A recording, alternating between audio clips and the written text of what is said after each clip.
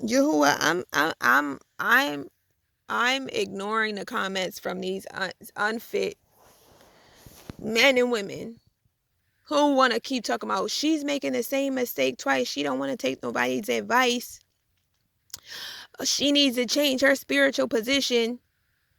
You tell me, if I do what y'all are doing, what has changed in your environment? If all I do is pray in secret and never address, and the person who says she's a battle axe, that's why. When you don't know what's in your flock and you don't know what they're going through and you don't know their positions and their placement, stop letting these infidels, men who are infidels, worse than an infidel, lead the flock. And then tell me I need to change my spiritual position and I'm the one making a mistake, because guess what? These women and men and boys and girls have been for decades praying, turning the other cheek, being quiet about it, being silent. And what have y'all done differently? You infidels, you men who have your children and your family scattered, you men who have listened to these infidel pastors that have told you you can do whatever you want in your own way. You men who have not risen up and who have put the heaviness upon the women to raise all of the children, maintain the household, take care of themselves while you live selfish lives. While you have overflow and abundance for yourself, but you being an infidel. You know, it may look blessed to the world, like the rich look blessed to the world. But I told you, anyway, you don't have to go against what I said, but what Messiah said about the rich. What Messiah said about the rich. So let me hear what your tactics are doing to help the people. Y'all keep doing the same things over and over, and you talk about I'm making the same mistake. Where have you shifted and shaken it up to do what Messiah said to do, and you seeing a different outcome? Are these men still out here being infidels? Are they still creating multiple families? Are they still leading a flock astray? Are they still scattering their households and children and women? Are they still living in a house with a woman who the woman is her property?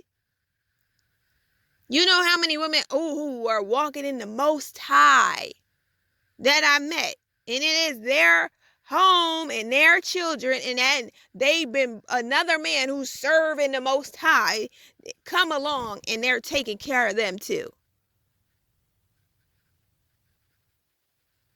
So you talk about you don't want to do what the Most High tells you to do. It's not her responsibility. She sees a field and buy it. When a woman saw the field and buy it, did they buy it from the inheritance of their family? Did they buy it from first that was passed down to them? Or did they buy it of their own accord? Most of them.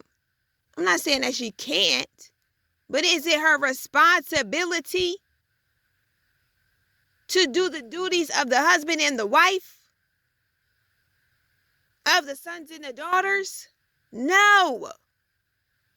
The reason he highlights people to me every day, these women are getting retail therapy because they're burnt out. Women in the color community experiencing depression, so they're speaking out. Like I am, in the sense of you're trying to bring your heaviness on me, and I'm telling y'all, keep that filth away from me. You want to say that it's a nagging wife and a contentious wife, and at what point are you going to stand up and stop being an infidel as a husband? At what point are you going to stop being worse than an infidel? At what point are you going to stop the adultery? At what point are you going to stop coveting? At what point are the people in the communities who's supposed to be leaders going to stop condoning your repeated sin, your willful sin? And stop saying, oh, the woman's nagging. But when a pastor or a bishop that's a man or a woman, or they're a dean and they're up there on a pulpit doing the same thing, oh, it's acceptable. But for everyday people to do it, it's not acceptable.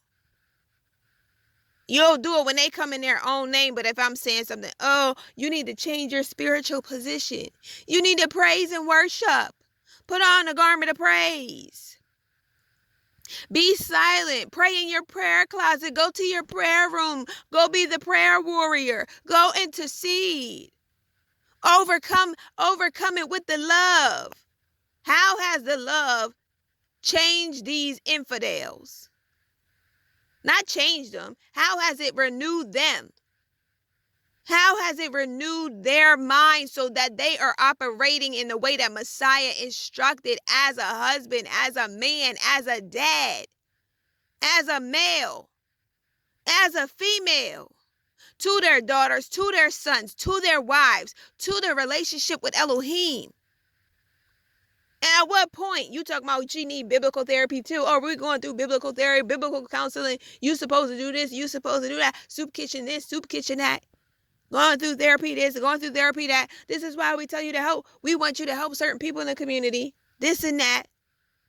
Come back here. Go back here. You're going through this because you're supposed to return to places. No. Because you're trying to put your heaviness on me. Because you're trying to depend upon someone else to come save you. It's like the thing on TikTok when they were like, don't get these women of color and these ethnic people to come and save you. I'm not your white knight. I'm not your salvation.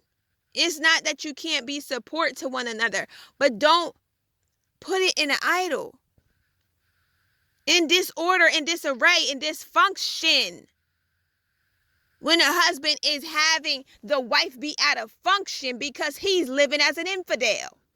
He's living selfish gain. Or when a woman is out here whoring and out of order and got her family, her parents, her husband and stuff in dysfunction. The word says a woman's desire will be for her wife's desire will be for her husband. That's the word. That's what the Elohim said. And it is so in every life of every wife. Because Elohim made it so. He said it from his own mouth. Her desire will be for her husband. Everything he spoke is so. It's not done away with. Man who don't take care of his own household is worse than an infidel. You worse than committing infidelity. And then you have these churches and these people out here condoning that infidelity. Condoning coveting. Condoning you didn't take care of and learn from the first wife and all that you to take care of, jump on and have all of this other stuff. And do all these other things. I'm tired of you condemning us and this and that. I don't need your heaviness. Oh, we wanted to know if you're coming back. Why would I come back when you haven't gotten the basis of you want to seek Elohim? Or you don't have the trust of, well, I could do it with Elohim, or Elohim's going to speak to me, or I need somebody. Messiah himself said you don't need somebody else to pray for you. He said you don't even need him to pray to the Father on your behalf. You can do it yourself. So when you're sitting here waiting and looking like, oh, she needs to come back here and help us. You need to work with these people. You need to do this and you need to do that. No, you need to become dependent upon Elohim in expectation of him. Every time I'm speaking and that, any of these people are afraid that, oh, she's not being a docile wife. She's not calling her husband Lord. She's not being kind, only compassionate. Oh, women only have the soft side, only gentle. Oh no, we can't show these other facets of womanhood, of being a female in Elohim, of being made in the image of Elohim. Oh no, there's only, all you want her to do is be kind. That's it. There's nothing else to a woman. There's nothing else to a female. Oh, she's just contentious. Oh, she's nagging. Oh, she's angry. All these people keep provoking her to anger. You want to put your heaviness on the female or the men. I'm addressing the ought because you have it. Addressing your commentary because you have it. Because you try to, without that understanding, put in that heaviness, because you, instead of being like realizing of the revelation of Elohim. You know what? Elohim, I trust that you made me in your image, and I trust that you don't withhold from me. That's like David. I pour out my heart to you, a man after your own heart. And you are not afraid of my emotion. Oh, she's so emotional.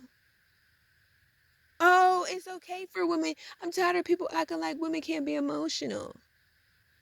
Oh, she needs therapy. Oh, this and all that. All the commentary, all the lies. Guess what? I'm not afraid to have an honest conversation. To put the honesty out here. Like, you act like, oh, we condone these TikToks. Oh, we condone the YouTube. Oh, we condone the influence. Oh, we condone all of the stuff of the world. We condone them twerking and cussing and bubble skirts and claws and heels. And we condone the fornication. We condone the dating and this and that. And we condone the all of this stuff that is contrary to Elohim. But when I come to talk about these things, oh, if I was coming as a broadcaster to talk about it, is fine. If I was coming as a newscaster to talk about it, it's fine. If I'm coming to talk about it as a popular content creator, it's fine. But when I come to talk about it from the standpoint of belief, oh, it rubs people the wrong way. Oh, it's not acceptable. Oh, it's contention. Oh, that's not becoming of a wife. Oh, that's not becoming of a daughter of Elohim. Oh, that's not how a female is supposed to act in faith. Oh, the women of faith are just supposed to be silent. When Shaul was dressed in a specific circumstances, situation, and group of people in a particular moment. Oh, there are no women who are judges. Oh, there are no women who are the ones who uphold lawfulness. Oh, there are no women who are battle axes. Oh, there are no women with strength. Oh, there are no women who are warriors. Oh, there are no women who have a right to address the things that are not righteous. Oh, because men are scared. They can't handle your emotions. They can't handle this. It's nagging. It's complaining. It's contention. Oh, it's worse to be with her. It's worse to be. You better off in a room in the corner by yourself, like the Psalms, like the Proverbs say, than to be listening to what she got to say. Than to consider right ruling. Than to consider whether you learning to love your wife like the word says. Whether there's validity at times of you putting all of these burdens and yokes on her, just like a man has. But you want to act like she's only supposed to be sweet all the time. That unrealistic of, no, there's no other facet to female. There's no other communication. Oh, man can't handle a woman's strength. Oh, she's being too masculine then if she's strong, if she's a warrior, if she's advocating, if she's standing for her family, if she's addressing issues. Oh, you're complaining and doing this and spreading hate all the time. Oh, you don't pray enough. Oh, only just pray about it and go on and have faith. I have faith and I have belief. That's why I'm not afraid to speak out about the lies that's been told for decades, that you can't have no honest conversation because men can't handle it. Because men of belief don't like that. No man's going to marry a woman like that. Because the generation from the baby boomers and stuff and the generations before that tell you, oh no, that's not how a wife acts. Oh no, that's not a woman of faith. Oh no, that's not a debutante. Oh no, that's not a sorority sister. Oh no, that's not a passive woman. Oh no, that's not a gentle woman. Oh no, that's not a compassionate woman. Oh no, that's not a silent woman. How many of them women are suffering in silence? How many of them men are suffering in silence? How many of your children are suffering in silence? Oh, you spent all of these years suffering in silence. She used to be as quiet as a church mouse. Oh, now, because it's a season. Oh, life, you go through different seasons. And now you're in the season that you passed the season of war, but you're in the season of boldness. And oh, I can't come boldly before the throne like Elohim tells me to, because mankind will say, oh, it's not acceptable. It's acceptable in the world. It's acceptable from the pulpit. But it's not acceptable relationally, person to person. It's acceptable in your public eye, but oh, it's not acceptable because I'm a believer. And when I do it in a public eye, that's not acceptable. It's not acceptable for you to rat out everybody. You held it in for years and all of this, and you kept it for 6 years, and you kept it for 5 years, and you kept it for decades. It don't give you the right now to speak out about it. At what point are we going to stop accepting the infidelity and the worst in an infidel? At what point are we going to stop patting men and males and females and stuff on the back for this false of, oh, that's not love. That's not compassion. It's trauma. It's abuse. It's mental abuse and all of this to address the wickedness, to address the unrighteousness, to address the disgusting things that are continuing to happen in the world, but especially in the body of belief. We're just supposed to continue the cycles of acting like it's not happening and acting like it's not being condoned and acting like it's not being passed from generation to generation, person to person, male to male, female to female. See, this is what you have to do to win your husband over. Be silent and be docile. Don't pretend anger isn't real. Elohim says be angry. And sin not, well, you're sinning because you're not supposed to expose that. At what point has the method y'all been using worked for the generations? There are certain situations where we pray and we contend. There are certain you go above and beyond with the love, where you do good things to those who consider your enemy, and it reaps fiery coals upon their head. Where you pour it out super sweet, but are you in that season of life every moment and every day of eternal life? Does Elohim not experience wrath and anger? Oh, but you can't be disrespect. It's disrespect for people to be infidels and for it to continually be condoned in the body of belief. And you not want to address these infidels, but you want to call these women and even children contentious because you got people out here living as worse than an infidel. Or you want them to take on the responsibility that is yours as a male, as a dad, as a husband, as an oath maker, as the pursuer, as the initiator. But you want to say, oh, we are making the mistake again. Because you won't take the stance to just be compassionate. How did that work in your second marriage? How did that work in all your relationships? How is that working out in your communities of ethnicity, of your communities of color? How is that working out in y'all churches? How is that working out in your city that Elohim called Sodom? How is that working out in your small towns? How is that working out with every day these women coming to libraries just to get a reprieve, going to the store to get retail therapy? You got people waiting out, and even men I saw waiting outside of the door of the store for it to open.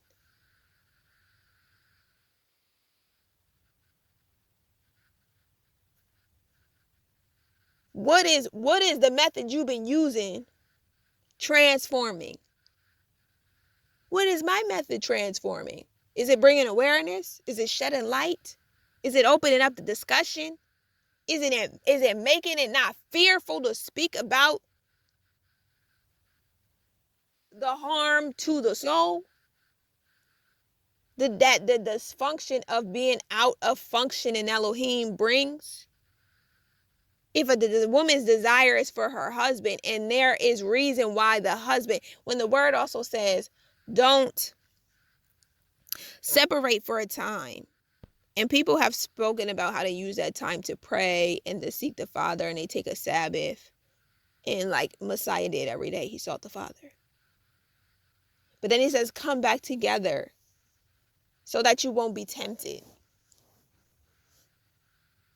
But it says, not only is the wife's desire for her husband, and the body is not her own, and his body is not his own. So when a man who's married, who's a husband, acts like his body is his own,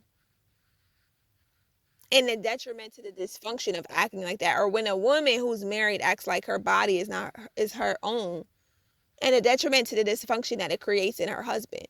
When you deny each other the ability to be in the function of your position as wife and as husband, or as man and as woman, or as male and as female, as boy or as girl, as son or as the daughter, as your identity in Elohim, what unnecessary weights, heaviness, spiritual and mental. That's why I said that the territory of Messiah. Like I kept saying to these people who kept trying to be an authority over me when they're not my husband. The dysfunction that you cause of trying to get into the order of Elohim.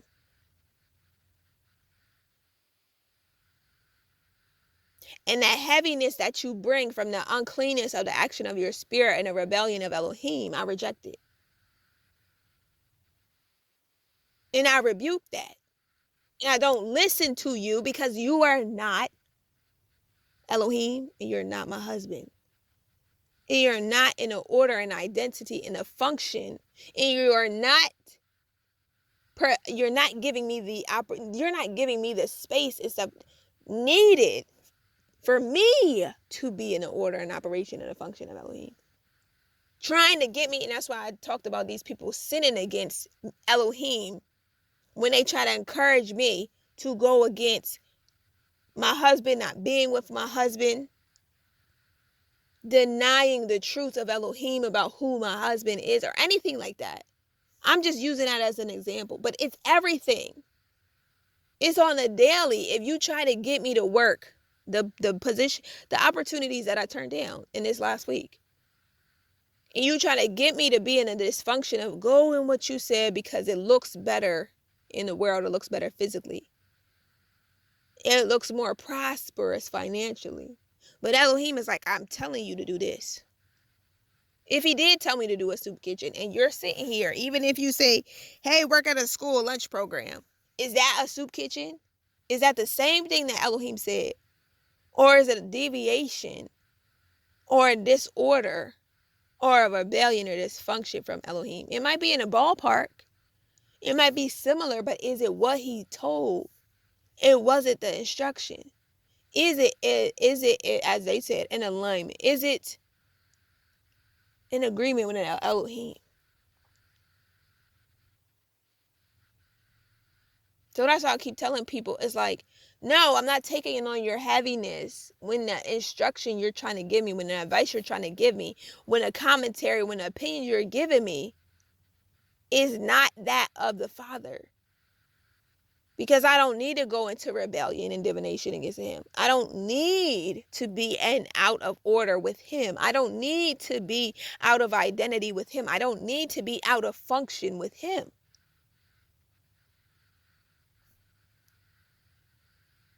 I don't need to be out of function with him. When Elohim instructed me to do a certain thing concerning anyone, a relative, husband, and at times when someone prevents you from trying or tries to prevent you from doing the very thing that Elohim instructed you to do,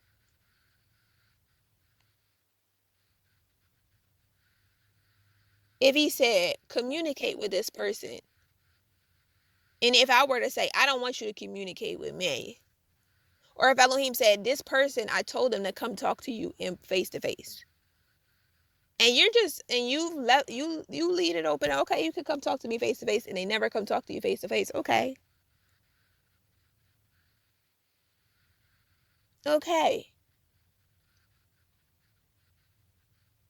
If Elohim say that, I didn't make you one with this body of people, and they keep trying to make you one with them, and you're like, Elohim said he didn't do that.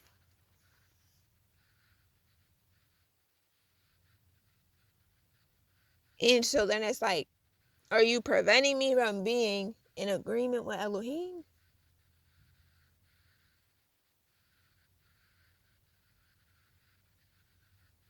It's not my intention to prevent any of you from being in agreement with Elohim. That's why the basis of everything is him. The beginning, the middle, and the end. And everything will always come and return, and be restored and reconciled to Elohim. Because it is necessary to be in agreement with him. With what he says is functional, with what he says is identity, with what he says is natural, with what he says is supposed to be occurring. How, when, and where, and when, and why, and all of that.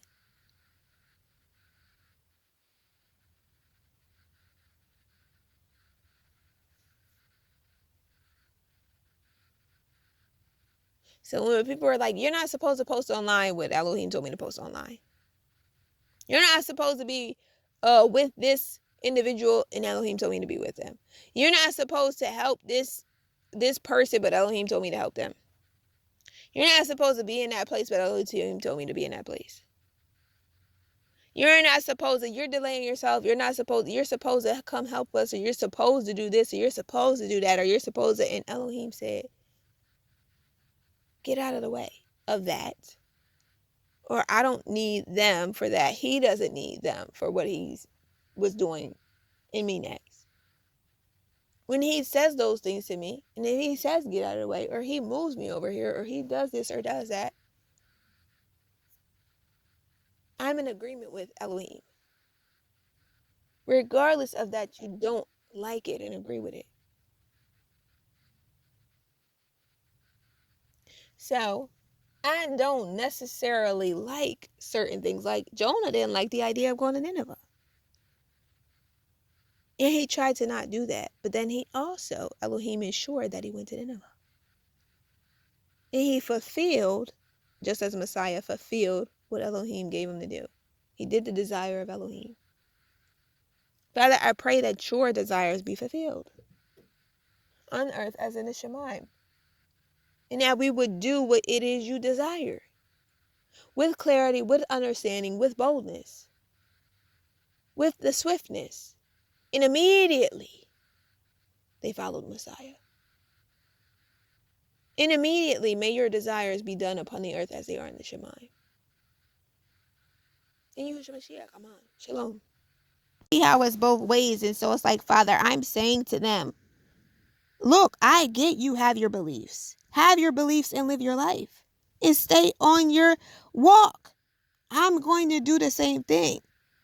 But you don't have to try to come and communicate with me and enforce upon my mind and put the pressures and your pressure on me about how you live. I'm putting out there what I believe. If you don't agree with it, you don't like it, you don't have to receive of it. That's why I say I'm not coming to your place in your space. And I'm not doing witchcraft on you. And I'm not doing spells on you.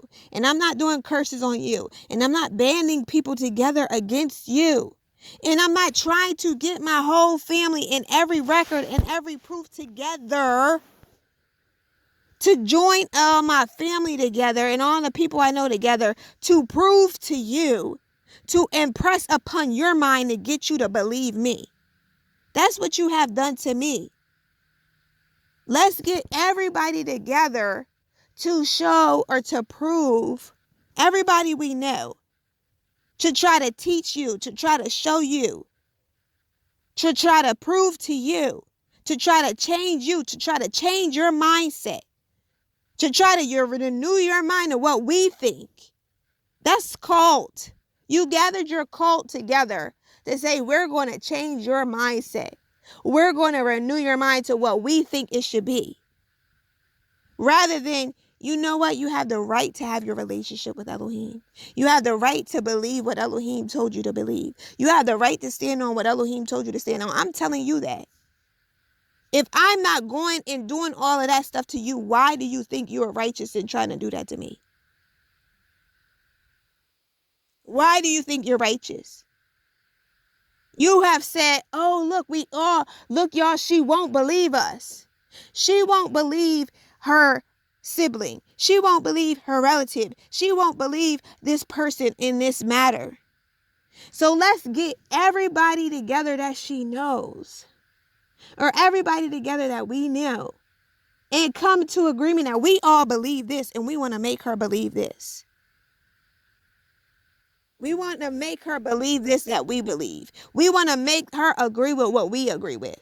We want to change her mind and change her ways and change her thoughts and change her actions and change who she is and change her identity and change her call, change her purpose, change her oath and her covenant and agreements to Elohim to believe with our mindset and our opinions and our beliefs. We won't let her be free to walk in oneness with Elohim, with what he gave her. We want her mind to be what we think in our mind. That's how it's like you've been operating. We're trying to get you all to see. We're trying to teach you. We're trying to train you. We're trying to do this and do that. Stop trying to be Elohim in my life. We're trying to show you. We're trying to prove to you. Is that righteous? Is there any witness of the word where that is righteous? Any witness of the word. You want me to let you be free to believe your beliefs, but you think you are righteous in gathering as many people as you know together to change the mindset of somebody else. We want you to change. We want your actions to change. You want your thoughts to change. We want your behaviors to change. We want your language to change. Rather than, no, we want you to have we want to allow you to have your own personal relationship with Elohim.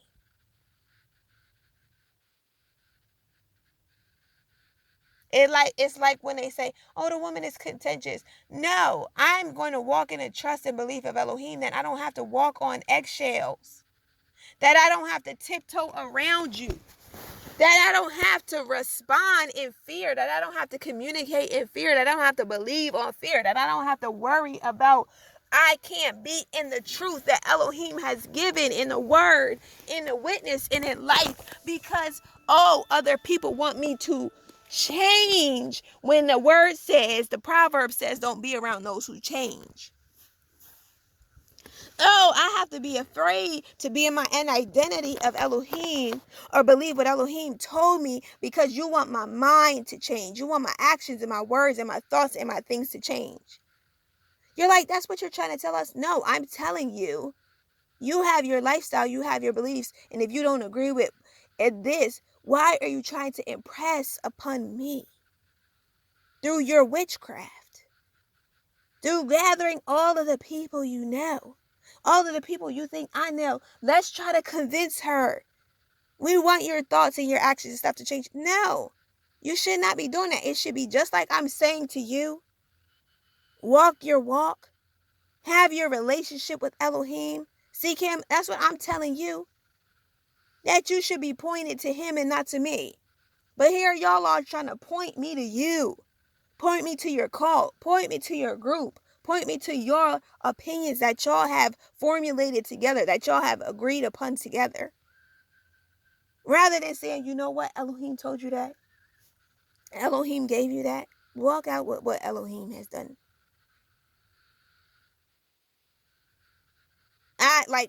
Be in fear to have any thoughts, opinions that are contrary. You should be afraid to just speak up and to be honest and be truthful. No. You should not accept people you should not believe that. Nobody's going to accept that. No man is going to accept that. Your husband's not going to accept that. No.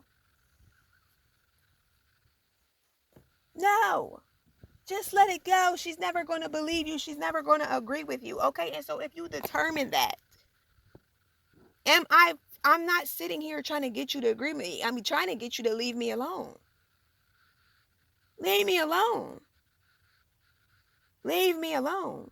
For the people that are like, I just don't want you to be out there on your own. I'm not out on my own. I never was. Whenever Elohim, even when I was in my 20s, whenever Elohim set me on assignment, I want you to know you can't make it out there on your own and this and that and da-da-da-da-da-da. Whatever it is you're saying. If you refuse to have a communication with me face-to-face that requires face-to-face communication, but you refuse to do that, then there won't be as much clarity and opportunity. Then you get what you get when you refuse to communicate face-to-face. You're afraid to communicate face-to-face, then the outcomes fall on you refused to do what was necessary.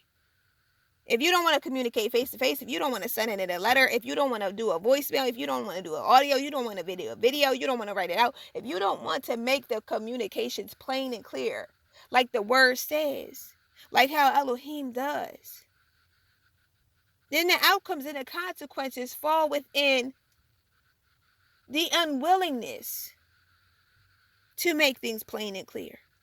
The unwillingness to directly deal with things one-on-one or directly with the individual that it needs to be dealt with. As I said, I address certain things publicly because certain people made certain things public. And I don't have personal communications with these people. So I had to address it in a public way. You made it public. But if it is a personal thing, and if it's somebody who's a town away from me, and they could send a letter, or they could reach out.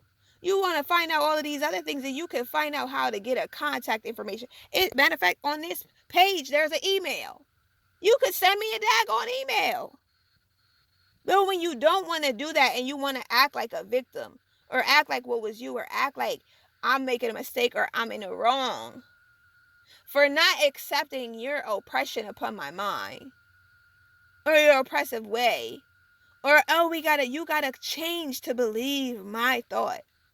That's not what I'm saying to y'all. I'm saying I believe these things, and this is what I stand on, and this is what I'm not compromising on. And because I know that's not who you are and you don't believe it, I'm not expecting anything of you. Those of you who are sons of disobedience, those of you who are believers who don't believe in the same way, I'm not expecting anything of you. I expect you all to have your own relationship with Elohim. And that's the best thing that I can do and expect and say and encourage you to do is have your own relationship. And have your own walk, because I'm going to do the same thing. I'm going to do the same thing. I'm not going to sit here and try to do witchcraft on you. I'm not going to send no curses to you and no spells to you. I'm not going to try to oppress your mind with, hey, this is how you live.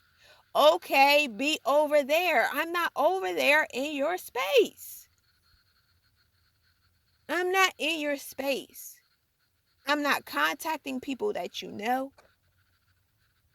I'm not reaching out to people that you know. I'm not banding together against you.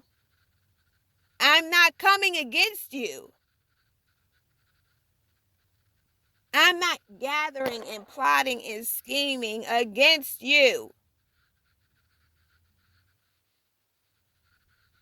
I'm not conjuring stuff up and working it against you.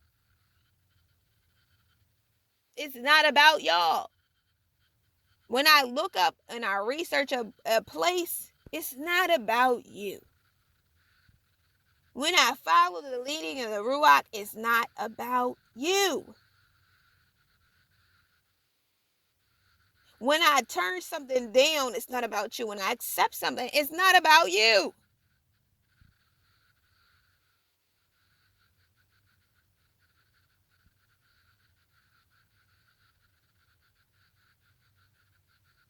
So when you are sitting here making an oath with, if you are the person that I only had an oath with certain people, some of those things have with this regard to, oh, well, I'll make an arrangement for travel, for example.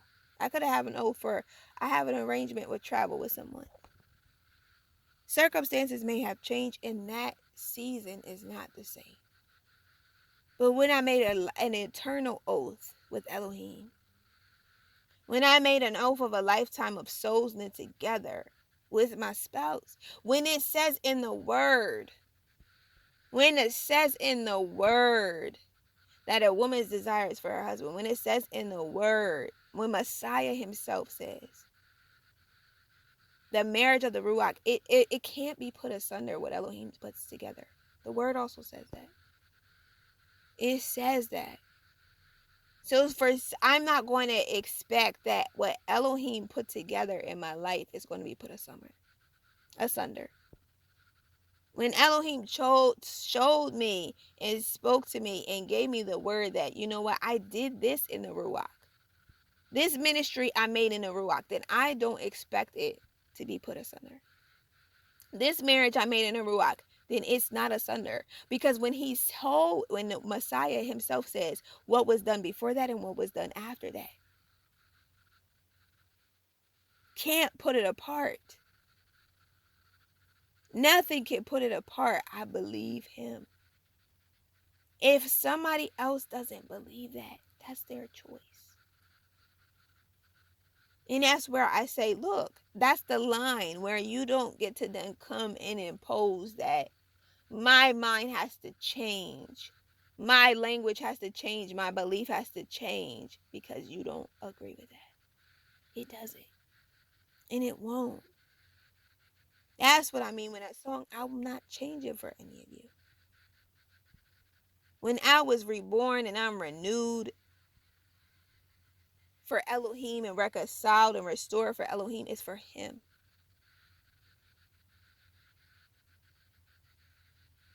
It's according to his word and his plan and his cause.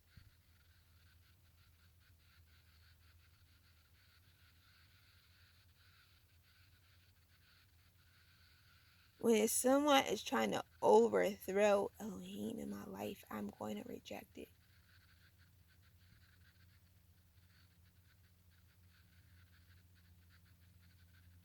When someone is trying to overthrow Elohim in my life, I'm going to reject it. When someone tells me that I'm not respecting them, the only thing I ask of them is I'm not going to compromise when it comes to the Father, and I am not going to allow things to overtake Messiah in Elohim's territory.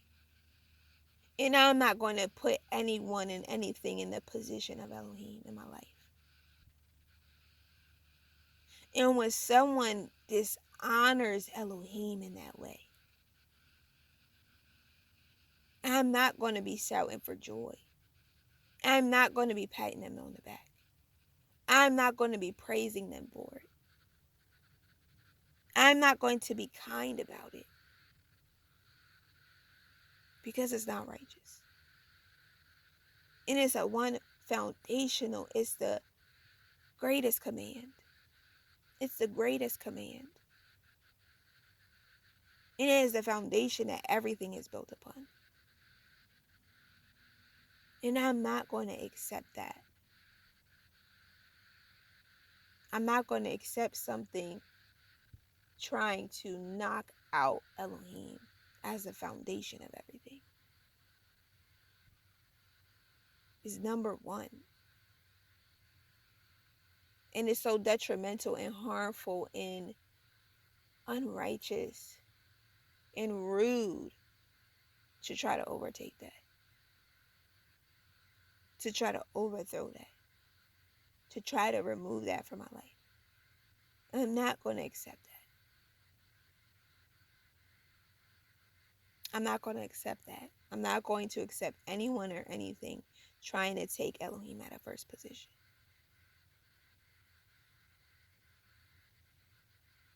So that heaviness that they bring, that I've explained to them, is you trying to take Elohim out of position in my life.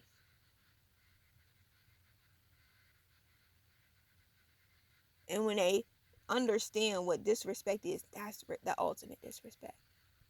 That's the ultimate blasphemy. That's the ultimate sin. That is an ultimate disgrace against me and Elohim in my life.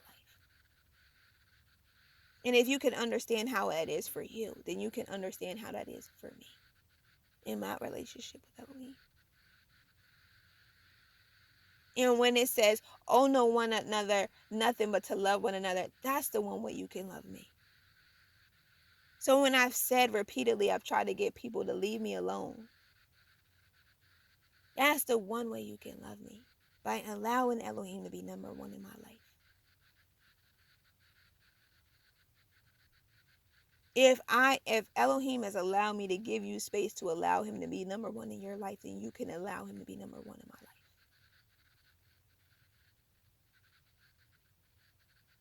You can allow him to be number one in my life. If I can allow him to be number one in your life, then you can love me in that same way. It's simple as that. You can love me in that same way. I don't come into your comments. I don't call up your job. I don't get people to band together against you. I'm not rallying people against you. I'm not conjuring up things against you. I'm not doing physical harm to you. I'm not physically following you. I'm not trailing you. I'm not hacking you. I'm not tapping you. I'm not doing what you're saying is disrespectful.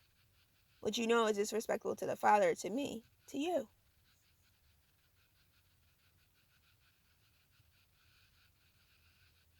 I'm not doing that. So you can allow Elohim to be Father in my life. My mother and my dad have.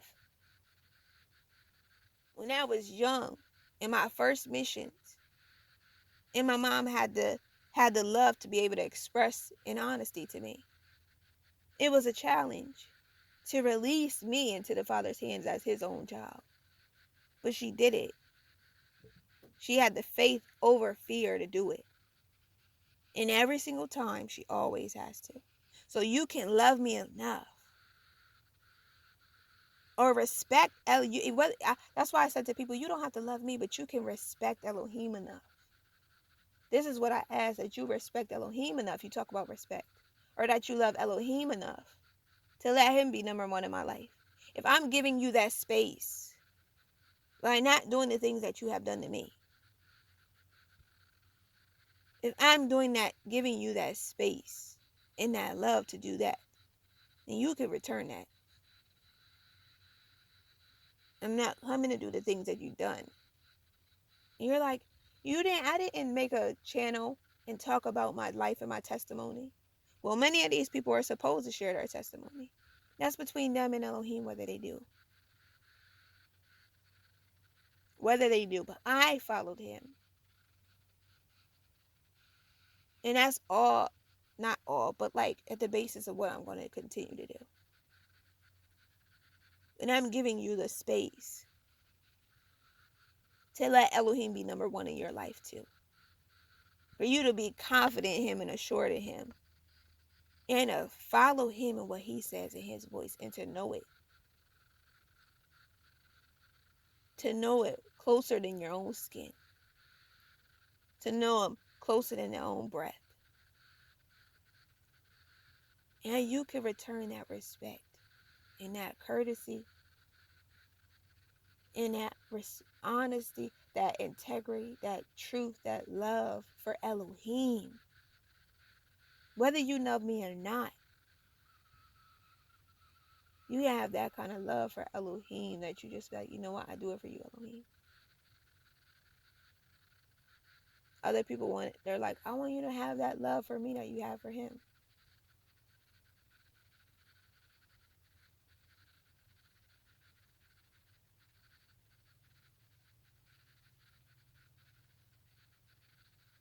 They're like, you can't see what you've done to them. You can't see how you need to apologize to people or how you've hurt so many people. Ask yourself the same question.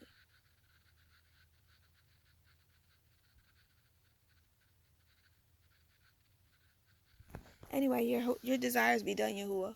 I might go ahead and put the other little part here first, but like, I don't know. Your desires be done. Thank you for another week. Someone has said, oh, finally she admits that there's something wrong with her. She said depressed. And I was like, you are the depression. Your heaviness that you're trying to get me to carry of you is a depression, because it's not mine to carry. Your lack of rest in Elohim is not mine to carry. Your lack of faith in him, your lack of trust, your worries, your fears, your doubts, your opinions. That's what I'm saying. I don't have to carry that. That's why it feels disgusting in the presence, where it's just like, that's not mine to carry.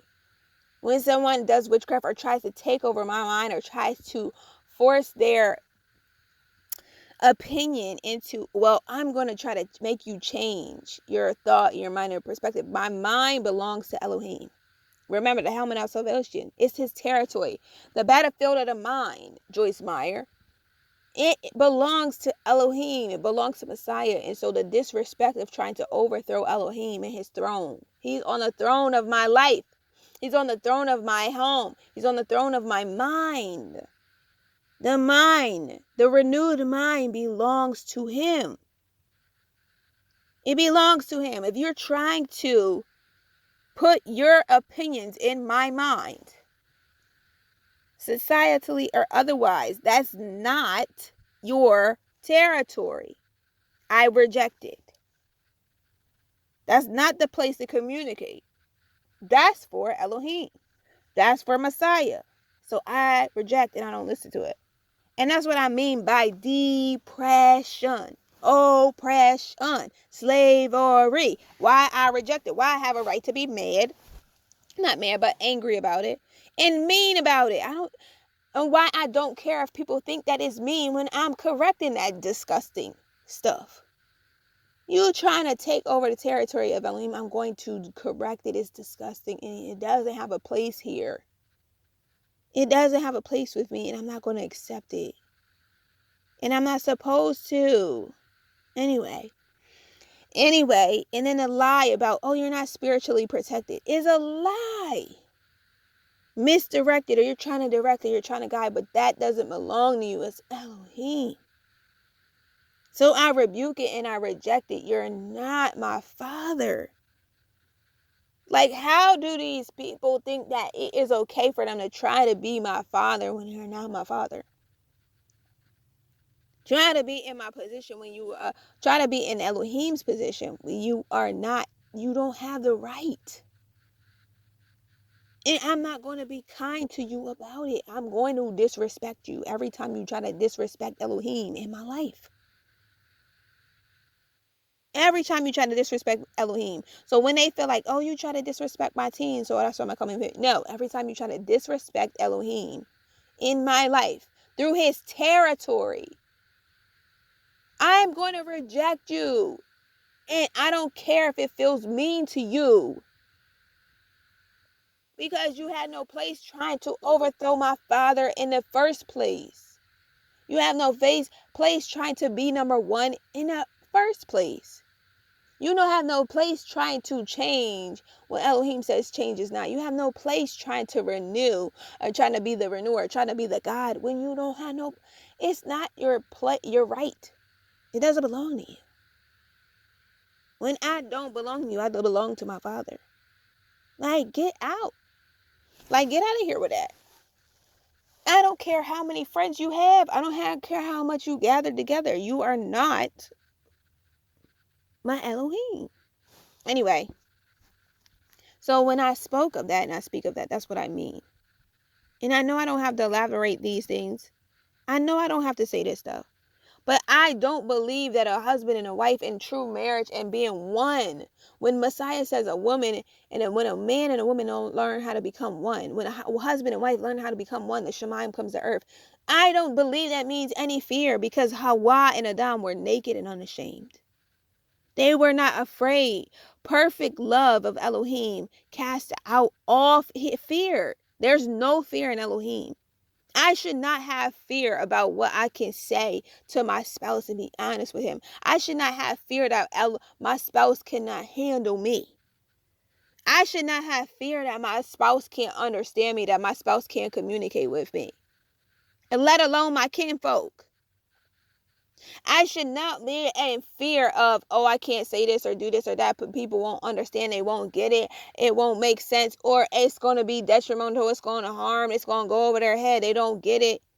I should not have fear that I cannot walk in the boldness, in the integrity, in the righteousness, in the honesty, in the truth, and the perfection of Elohim, through Elohim, by the Ruach, and by Messiah, and by his strength, and his Ruach holding me up and making it so in me, and making me whole, made me whole, made me complete, and making me and completing me, and bringing forth good in me because of anything. I should not be concerned and worried and fear about that. Should not have to walk on eggshells. I should not be like, oh, trauma overcomes. No. Past overcomes. No. Addiction overcomes. No. Fear overcomes. Slander overcomes. Worries overcome. No. And that's what I meant by insignificant things. That any of those things cannot overcome a Father. That thoughts and opinions of man, or oh, they don't get it, or they don't get it, they like it, they don't like it. I do not carry that weight. And I should not have to. And I'm not supposed to. That's not what Elohim has ascribed for me. And I don't have to act like it for camaraderie or togetherness, or you can't be your authentic and fullness in your identity. You can't talk so much, or you can't talk too little, or you can't be silent here or silent there. You can't be like, oh, I matured in this way. Oh, I had the understanding from the church in this, and Elohim gave me his revelation, and now I go according to what he said. No, I should not. I don't walk around, and it should not have to walk around, and will not walk around in the fears of, is it approved? If I know it's, and if and when, and I know it's approved by the Father, why is there anything else after that? Like, that's just the final say. That's the period on his word. I do not believe true marriage of Elohim and consists of the fear. When Sarah spoke up and said, Elohim just between me and him, I have the same authority and power and right to do the same thing. And the authority and power and right by the Father, by Elohim, to not be tiptoeing around and be walking or act like it's too much to bear. It's not too much for me to bear to be my identity in Elohim. And it's not too much for my kinfolk to bear. And it's not too much for the brethren in the body to bear. And it's not too much for my spouse to bear. Likewise, the other way around. Likewise, the other way around. It's not too much to bear for me to be honest, to say that's heaviness. Weep with those who weep and mourn with those who mourn. Doesn't mean we have to accept captivity and bondage and oppressions and lies that oppress. And I'm not going to show that to you, because that's not how I'm loving myself. I'm not going to love you that way. Elohim doesn't love me that way, and I'm not going to love you that way. Like, oh, let's put these heavy lies on us. No. And vice versa. You expect the same thing, but I'm not sitting over here doing all this extra stuff to make it seem that way or whatever to you. So I'm saying, giving you the same courtesy of love that Elohim gives me, and I give